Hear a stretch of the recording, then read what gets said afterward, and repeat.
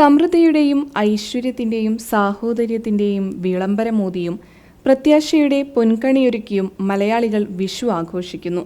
വിഷുക്കണിയൊരുക്കിയും കൈനീട്ടം നൽകിയും സദ്യയുണ്ടും ആഘോഷങ്ങൾ കെങ്കേമമാക്കിയാണ് മലയാളികൾ വിഷു ആഘോഷത്തെ ഗംഭീരമാക്കുന്നത്.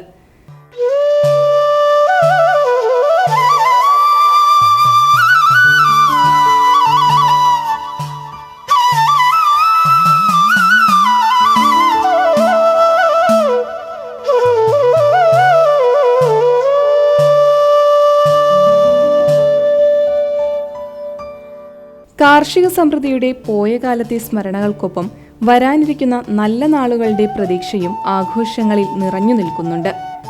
വിഷുവിനെ വരവേൽക്കാൻ പ്രകൃതി നേരത്തെ ഒരുങ്ങിയിരുന്നു. തൊടിയിലും പാതയോരത്തും പൊൻപൂക്കൾ വിരിയിച്ചു നിൽക്കുകയാണ് കൊന്നമരങ്ങൾ.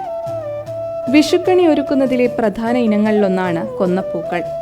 രാവും പകലും തുല്യമായി വരുന്ന മേടമൊന്ന് പഴയ കാലത്ത് പുതുവർഷപ്പിറവി കൂടിയാണ്.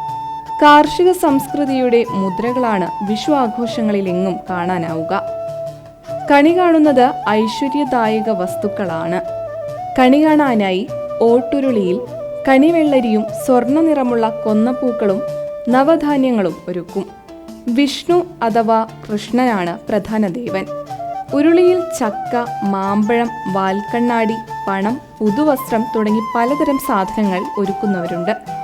എല്ലാ കാർഷിക വിഭവങ്ങളും ഒരുക്കി നിലവിളക്കിന്റെ പ്രഭയിൽ കണി കാണുമ്പോൾ വരാൻ പോകുന്ന ഒരു വർഷത്തെ ഐശ്വര്യമാണ് ഫലമെന്നാണ് വിശ്വാസം. ഐശ്വര്യത്തിന്റെ പ്രതീകമാണ് കൈനീട്ടവും. കണ്ണിറയെ കണി കണ്ടവർക്ക് കുടുംബത്തിലെ കാരണവന്മാരാണ് കൈനീട്ടം നൽകിയത്.